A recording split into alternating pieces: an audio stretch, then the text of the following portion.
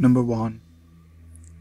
To this day, I have no idea what happened to me on a particular night a few summers ago, and I still question my sanity.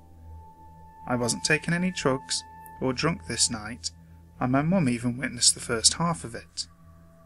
On a very humid August night, my mum and I were driving down a backcountry road. It was maybe 10 p.m. or so at the time, and the road was deserted. We had just crested a hill and began driving down the other side when our headlights washed over what looked like a person walking down the centre of the road. "Stupid guy's going to get hit doing that," I remember my mum muttering.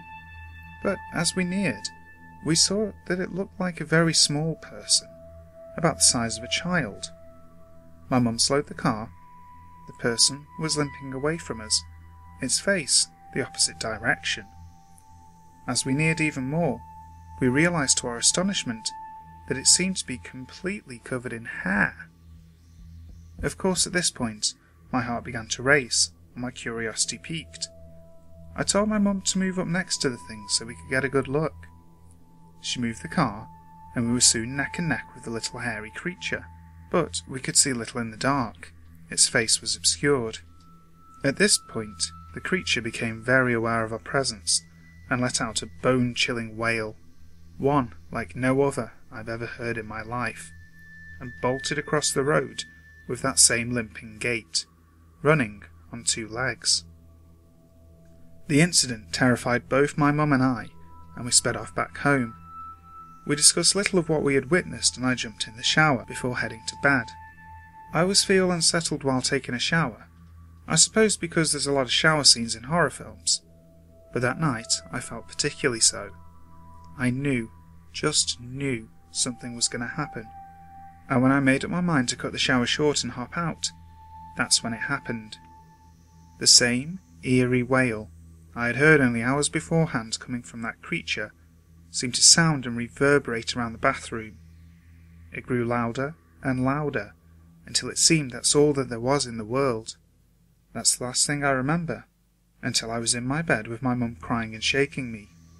She said she and my father found me screaming uncontrollably and huddled on the bathroom floor, naked and terrified. I'm aware of strange beings in this world, and demonic spirits that can possess one's soul, but I never thought in a million years that it would ever happen to me. Number 2. When I used to live in my old house when I was about 17, I witnessed something that will stay with me forever. My house was built right next to the Battle of Gettysburg, so I would imagine that people died right under the house. Who knows? Anyway, it was on a Monday night. My dad and I were the only ones up. We just finished watching Monday Night Football. Then everything went downhill. My dad went up to bed, and I went outside to smoke a cigarette.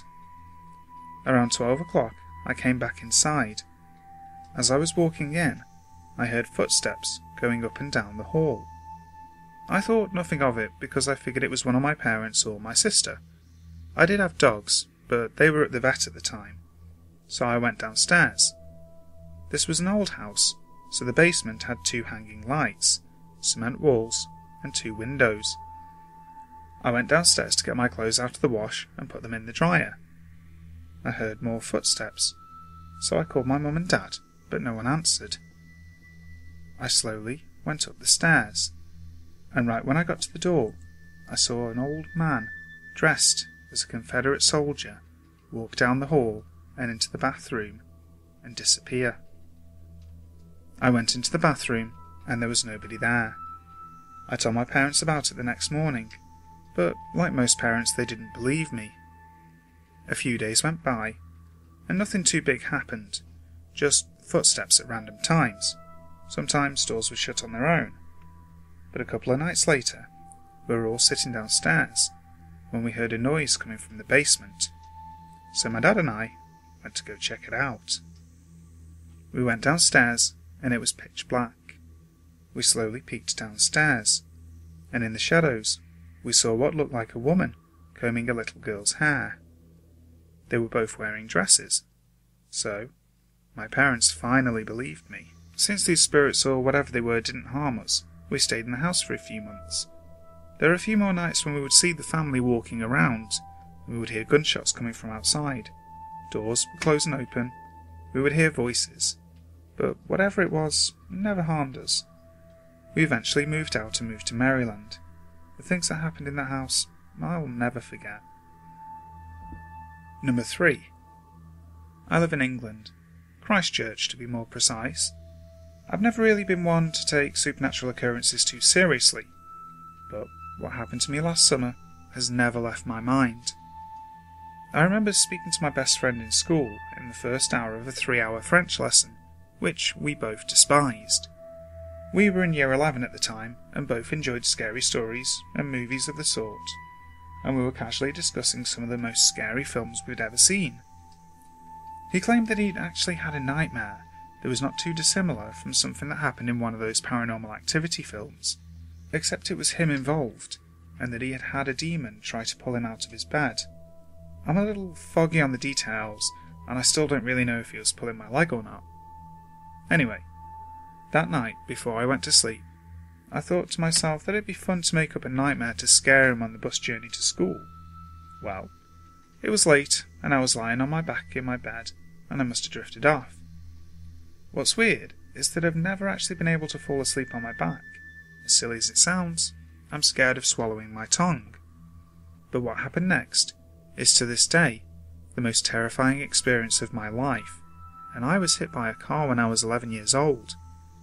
I remember that I had fallen asleep with my light off, but when I awoke, the light was on. What woke me was this odd pressure on my chest, like something was sitting on it. I hastily opened my eyes to see this fat, ugly, green thing surrounded by a very dark green mist. There was a sound of bells, the kind you hear when there's a train coming, that were deafeningly loud in my ears. The thing was right in front of my face now, mere inches between my face and it. It began laughing, an awful loud cackling laugh, as if it were mocking me. I tried to scream for help, but I was scared silent. It must have recognized this, because it then became a dark red, and the laughing became much darker and more sinister. I honestly thought I was going to die. My mum came rushing into my room to find me sitting bolt upright with tears streaming down my cheeks. She simply hugged me and said, "It's okay." Since that event, I have never mocked the supernatural and fear for those who do. Whatever it was, I hope to God it doesn't come back. Number 4. This took place in mid-October 1990. I lived in Costa Mesa, California, in a 2-bedroom condo. One night, I was sound asleep, and my cat Smokey was asleep in the corner of my room. It was a very large bedroom, and from my bed to the corner was about 12 feet. I woke up to me being thrown into the corner of the bedroom backwards. I couldn't have jumped from my bed to the corner facing it, much less backwards. My back hit the wall, about 6 feet up, and I slid to the floor right on top of my cat. Smokey hissed and screamed and ran from me. I also had a wooden jewellery box that stood about 1.5 inches tall that I had also sitting in the corner. Something had my head and kept knocking it into the corner of the jewellery box. The only way I got it to stop was to grab my head and hold it still. My left eye was bleeding profusely, and I knew I needed to stop the bleeding. I finally made it to the bathroom and looked in the mirror. I was horrified to see that my left eyebrow area looked like hamburger meat. I looked like I'd been punched several times. I cleaned it up, bandaged it as best as I could, and went back into the bedroom to find my cat. He was under my bed, hissing and spitting, and would only calm down when I got back in bed. The next day, I told my daughter what happened. She told a friend of hers who practiced white magic. Her friend told me that I needed to cleanse before Halloween. My daughter came over with a blessed feather, a blessed seashell, and a bouquet of sweet weed. I needed to light the sweet weed, spread the smoke throughout the entire condo, including cabinets, closets, corners, the entire condo. After I did that, I had to bury the ashes of the sweet weed and keep the blessed feather and shell on a shelf in the open. I did all of that. My cat would not come near me for years after that happened. Every time I tried to get near Smokey, he would hiss and spit at me. I had to tell my co-workers that I was in a minor traffic accident and hit my head on the wheel, and that caused the injury to my eye. 24 years later, I still remember all that like it was yesterday, and I will have the scar on my eyebrow forever. I lost Smokey about 6 years after it happened, and it took him about 4 of those years to get comfortable enough to come near me again. I don't know what it was that picked me up and threw me into the wall, but I'm hoping that it's been purged from my life forever. Number 5. I have had 2 experiences involving hooded beings. I grew up in the Highlands of Scotland and was still living there at the time. The first experience was only a dream, but it felt so incredibly real. When I was about 13 or 14, I dreamt I was headed downstairs to my cellar to get some wine. I had no such wine cellar in real life, but I somehow knew the building I was in and where I was going. The steps leading down were huge, grey, old-looking, dusty stone steps, and the building looked like the inside of a very old castle. Nearing the bottom of the steps, I stumbled over and twisted to my left, landing on the stone ground at the bottom of the steps. I lay there, now facing into a room where I saw 3 black cloaked figures sitting at a table playing cards, and I'd startled one of them. He turned sharply toward me, and I saw nothing inside the cloak. It was like an invisible man was wearing a long hooded cloak, but there wasn't emptiness inside the cloak, but rather a darkness. He quickly came toward me as I lay on the floor and put his dark sleeve over my face completely. This all happened very fast once I hit the ground. That's when I woke up shaken from what had been one of the most vivid dreams I'd ever had.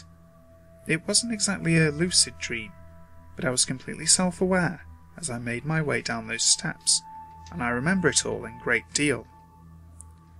I told my mother about the dream, and she simply told me that I'd somehow stumbled into a place I wasn't supposed to have been in. My second experience was much more terrifying. This happened about a year ago. I'm now 23 and have moved down to central Scotland in the Falkirk area. My double bed has a bunk over the top and a wooden board attached to the left of the pillows where a strip light is fixed. On the other side of that board is a sink and huge mirror. The room is 2nd story height, and the bedroom door itself was double locked with a latch on too. I awoke one night between 3 and 4 a.m. to the sound of somebody going through the waste paper basket by the sink. I was too groggy and sleepy to be startled by this. Then suddenly, the water tap was turned on fast. Then off again. On and off. On and off. On and off.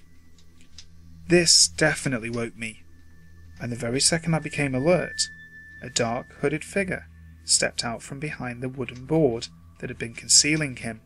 I hadn't moved or made any sound at this point, but it was as if he just knew I was aware of his presence. It was a definite male presence, and I can't explain how I know this. He stood at the side of my bed, looking down at me, and all I could feel was pure terror. It was just fear in the purest form. There was a darkness emanating from this being, and the room was filled with utter dread. I eventually shot up in a sitting upright position, but it felt as if I had jolted out of my body, and I was desperately thrashing my arms towards this being. It seemed to dance around, and I was unable to hit or grab him. I couldn't seem to feel anything physically. He moved in such a way that suggested he didn't want to be touched by me, and he eventually vanished into thin air. I lay back down shaking, still frightened, and grabbed my phone, which was lying to my right. I desperately wanted to hear another human voice. I had planned to call my mother, but actually had a few missed calls from a friend, who I'll call Dave. I called him immediately. Dave picked up the phone and spoke in a shaky voice, telling me he was very afraid. I calmly asked him what was wrong, and he said he'd drunkenly tried to take a shortcut home from a party hours ago. He was now sobering up and had somehow managed to get himself lost in the woods in the pitch black. He was still living up north in my hometown, so lots of countryside there. I told him I would stay on the line with him and talk until he made it home, just for comfort, as he had a vague idea of which direction to walk in. He did eventually and thanked me for calming him down. I didn't tell him at that moment that I was actually thinking the same thing about him, and was just as relieved as he was to hear the comforting voice of a friend. I told him a few days later what had happened that night. He just asked me if I was okay. I don't know if my encounter with this hooded figure was in any way related to him being lost in the woods alone in the darkness, but the timing was impeccable. He had been trying to call me the whole time it was happening. Hi guys, Brimstone here. Hope you enjoyed today's tales. Bit of a delay in the uploads, mainly due to a bit of an illness yesterday. I was feeling awful. But next video will be up tomorrow. It's going to be a creepypasta submission, so hopefully that'll be quite fun to do. If you like the video, please remember to like, share, comment and subscribe. Helps out the channel so much, and it spreads the word about it as well. If you've got a story that you want to share, please feel free to email it to me. All my details and my social media stuff is in the description box below. So, until next time, sleep tight.